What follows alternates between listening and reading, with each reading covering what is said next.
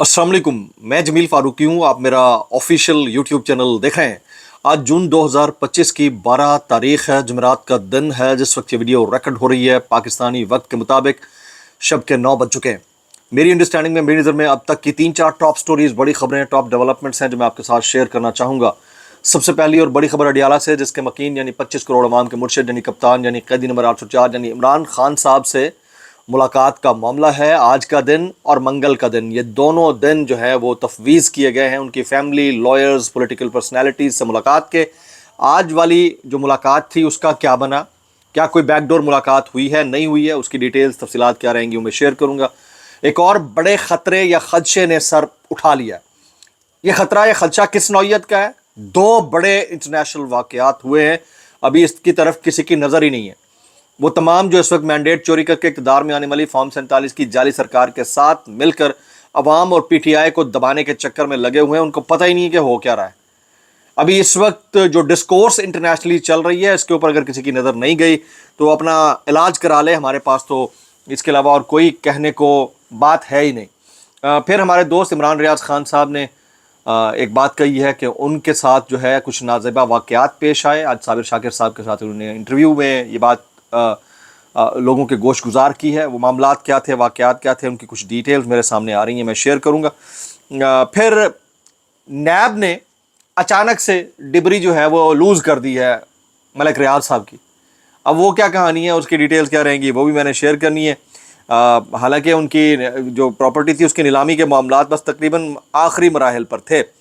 और जनाब सनम जावेद खान साहिबा, जेल की सख्तियाँ अपनी जगह, लेकिन जब वो कमरे अदालत में पहुँचती हैं तो उनके साथ पुलिस क्या सलूक करती है और उनका मोराल कैसा है, उसके ऊपर भी मैंने कुछ बात करनी है। इसलिए गुजारिश है वीडियो शुरू से आखिर तक देखिएगा। एक और गुजारिश, अगर आपने चैनल नहीं किया अभी तक सब्सक्राइब जरूर सब्सक्राइब कर लें। बेल आइकन यानी घंटा या घंटी अपने अंगूठे उंगलियां साथ रखे डंडे से दबा सकते हैं। चला व्हाट्सएप चैनल का लिंक हर वीडियो डिस्क्रिप्शन के अंदर मौजूद होता है, जाकर उसको क्लिक करके ज्वाइन कर लेंगे।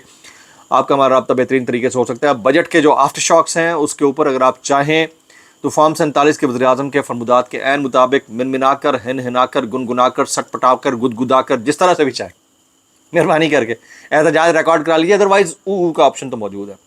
तो इससे पहले कि मैं बड़े ख़तरे की बात करूं, आज इमरान खान साहब से मुलाकात के लिए जो लोग गए उनके साथ क्या हुआ है उसकी कुछ तफसीलात मैं आपके साथ शेयर करने जा रहा हूँ। इमरान खान से मुलाकात के लिए जाने वाले तमाम अफराद को गोरखपुर नाके पर रोक लिया गया था। इमरान खान से मुलाकात की इजाज़त नहीं दी गई और सभी के सभी इमरान खान साहब से मुलाकात किए बगैर वापस रवाना हो गए। अब आप कर लें आइनी, कानूनी, अखलाकी, गैर अखलाकी एहतजाज, या कर लें, बेहतरीन ऑप्शन ये। तो पाकिस्तान तहरीक इंसाफ की मरकज़ी क़यादत जब तक पब्लिक को मोबलाइज़ करने का कोई ख़ास लाहे अमल नहीं देती तब तक आप ये ट्रक की बत्ती ही समझें। अब जो रियलिटी है वो कुछ इस तरह की आना शुरू हो गई है, वो मैं बार बार आपके साथ शेयर करता रहता हूँ, लेकिन आज मैंने आपके सामने कर दी है। अच्छा, अब किस बड़े ख़तरे ने सर उठा लिया, मैं इसकी तरफ आ जाता हूँ, ज़रा गौर से सुनिएगा।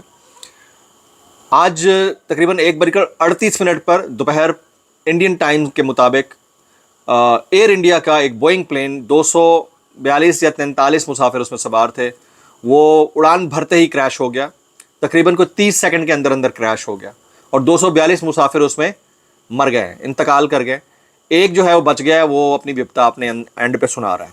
अच्छा, ये वाकया इंडिया सेंट्रिक इसलिए नहीं है क्योंकि इंडिया हमेशा इस तरह के वाकयात को प्रोपेगेट करता है, कैश करता है अपने पड़ोसी ममालिक के ख़िलाफ़।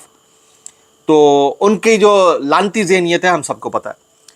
तो उनके जो इंडियन मीडिया के ऊपर बैठे हुए कुछ लोग हैं, उन्होंने आज क्लेम किया है किसी इंटरनेशनल प्लॉट का, जिसमें खुदा ना ख्वास्ता पाकिस्तान की इन्वॉल्वमेंट के ऊपर उन्होंने कमेंट कर दिया है। ये इस वक्त पॉइंट जो है ना, ये कितना सीरियस है ये मैं आपके सामने शेयर करने लगा हूँ। एक तरफ ये हुआ है, आज ये वाक़या हुआ है, इसके पीछे हादसा है, मामला कुछ और है। मैं इसके ऊपर क्या कमेंट करूँगा, जाहिर है कि वो इंडियन अथॉरिटीज़ इसके ऊपर जब बात करेंगी तो हमारा रद्द अमल बतौर पाकिस्तानी सिटीज़न और हमारी जो रियासत का रद्द अमल होगा वो चला जाएगा, लेकिन उनका मीडिया क्या कह रहा है वो मैंने आपके सामने रखा है। अच्छा, अब एक और इसी खित्ते के अंदर एक और जो टेंशन वाली सिचुएशन क्रिएट हो गई है, वो ये कि एक अमरीकी अखबार में, इदारिये में एक दावा किया गया है कि इज़राइल ईरान के ऊपर किसी भी वक्त हमला कर सकता है। اسرائیل جو ایران کی جو ایٹمی صلاحیت ہے اس کو ایکسیپٹ کرنے کو تیار نہیں، نہ امریکہ، تو اس لیے اسرائیل کسی بھی وقت ایران کے اوپر اٹیک کر سکتا ہے۔ اب جو حالیہ جنگ ہوئی ہے پاکستان اور انڈیا کی، جس میں پاکستان نے سبقت حاصل کی، پاکستان کی ایئر فورس نے ان کے 6 طیارے مار گرائے، کچھ 5 کہہ رہے ہیں، 6 کہہ رہے ہیں، تو اس جنگ میں ہمیں پتہ چلا، اور اس کے اوپر انڈیا کھل کر بات کرتا رہا، کہ اسرائیل نے ان کا ساتھ دیا۔ کس کا؟ انڈیا کا ساتھ دیا۔ جو ڈرونز پاکستان کی حدود کے اندر آئے وہ اسرائیلی میڈ تھے۔ تو یہ اب آپ اس کی جو سینسٹیوٹی ہے اس کو گیج کیجئے، کہ آج انڈیا کے اندر ایک پلین کریش ہوتا ہے، اس نے انڈیا نے خود کروایا ہو، ایک پلین کریش ایکسیڈنٹ ہو، لیکن وہاں پر جو ان کے آئنسٹائنز ہیں، ان کے ٹیلی ویژن پر بیٹھ کر الزام اپنے پڑوسی ملک کے اوپر ڈالنے کے چکر میں ابھی تک آفیشلی ان کی طرف سے کلیم نہیں کیا گیا۔ ادھر سے اسرائیل ایران کے اوپر اٹیک کرنے کے چکر میں ہے۔ ہم کس پوزیشن میں ہیں یہ ہمیں طے کرنا ہوگا اس معاملے کے اوپر۔ ہم اپنی کامیابی سے باہر نہیں نکل رہے، ہم پی ٹی آئی کو کرش کرنے سے باہر نہیں نکل رہے، ہم عوام کو اپنے پاؤں تلے دبانے سے باہر نہیں نکل رہے، تو ہماری پالیسی کیا ہے یہ ہمیں سوچنا ہوگا۔ کہ اس وقت ایک ٹینشن والی کیفیت ہے، اور 2 عدد جو نیوکلیئر کنٹریز ہیں وہ ہیڈ آن ہو سکتے ہیں۔ تیسرا نیوکلیئر تقریباً بن تو چکا ہے، اس کو IAEA ایکسیپٹ نہیں کر رہا، ایران کی بات کر رہا ہوں۔ تو یہ اسرائیل انڈیا نیکسس ہو سکتا ہے، تو اللہ خیر کرے۔ اس کے اوپر ہمارا ملک جو ہے وہ کس طرح رسپونڈ کرتا ہے، کیسے رسپونڈ کرتا ہے، ہماری پالیسی کیا ہوگی، ہم بطور میڈیٹر کیسے کام کریں گے، امریکہ کا رخ کس طرف ہوگا، یہ بہت سیریس کنڈیشن ہے۔ اگر کسی کو اللہ کرے کہ سیٹل ڈاؤن ہو جائے، اگر کسی کو نظر نہیں آ رہی تو وہ بڑا ڈیپ ڈاؤن کر کے اپنا لینس چینج کر کے اس کو گیج کرے، یہ بہت خطرناک صورتحال ہے۔ اچھا، آ جاتے ہیں جی آگے۔ اسلام آباد ہائی کورٹ بار کی جانب سے آج عید ملن پارٹی میں 11 میں سے صرف 3 ججز نے شرکت کی۔ قائم مقام چیف جسٹس سرفراز ڈوگر، جسٹس اعظم خان اور جسٹس انعام امین منہاس کے علاوہ کوئی بھی نہیں آیا۔ یہ آج کا ایک واقعہ ہے جو میں آپ کے سامنے رکھنا چاہ رہا تھا۔ جبکہ دوسرا بڑا واقعہ جو پاکستان کا ہے وہ یہ ہے کہ بحریہ 190 ملین پاؤنڈ کیس کا معاملہ ہے، اس کے اوپر نیب نے بحریہ کی پراپرٹیز کو نیلام کرنے کا آج کا اشتہار دے رکھا تھا۔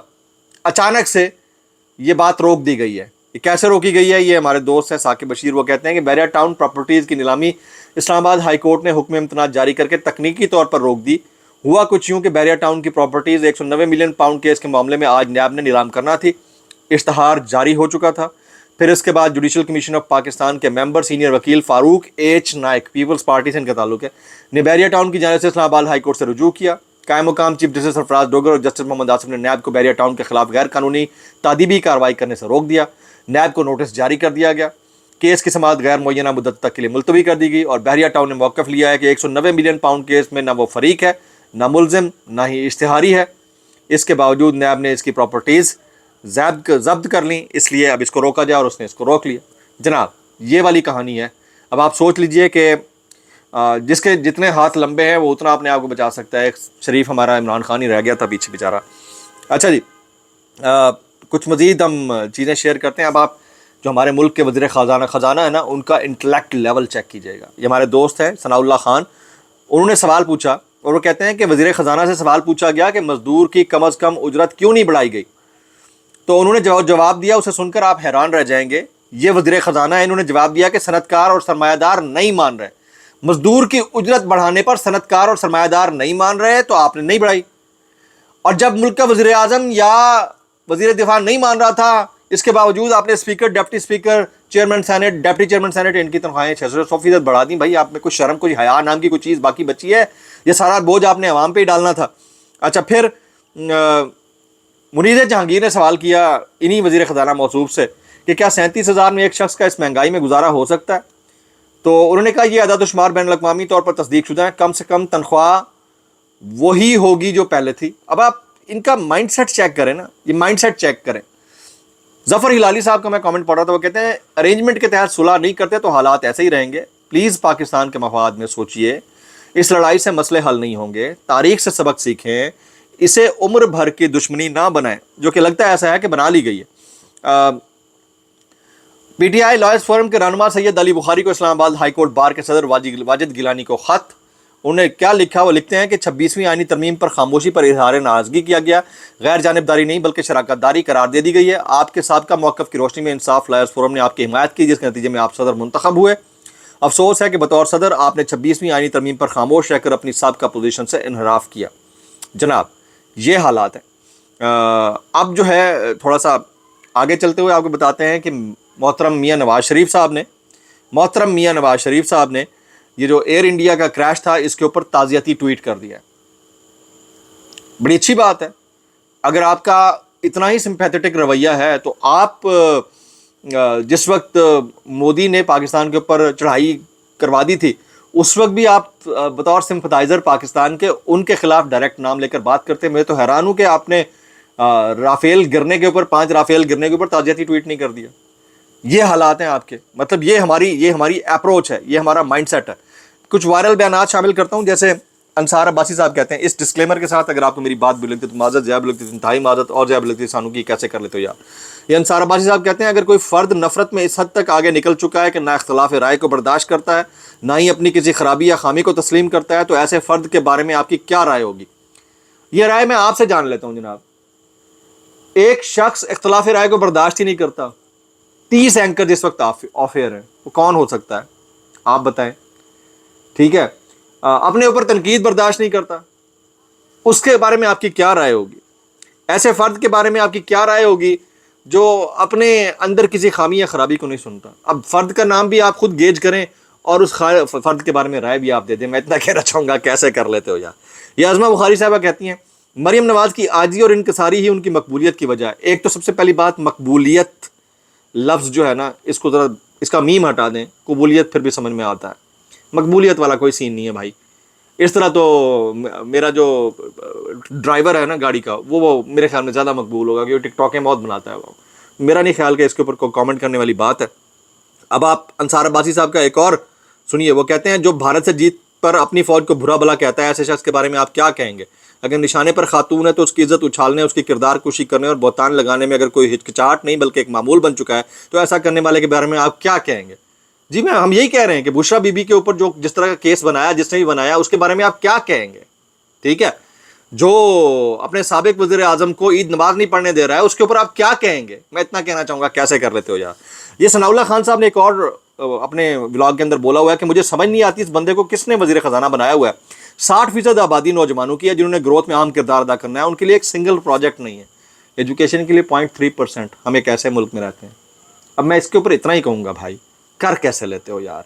اب جو ہے نا ٹمپریچر ویسے بھی گرمی بہت ہے اور لوگوں کا ٹمپریچر بھی جواب دے گیا ہے بھائی، کسی دن بھی یہ پھٹ جائیں گے اگر تھوڑی غیرت ہوئی، ورنہ ریسنس غلامی میں ہے تو ہے بس۔ دعا میں یاد رکھیے۔ السلام علیکم ورحمۃ اللہ وبرکاتہ۔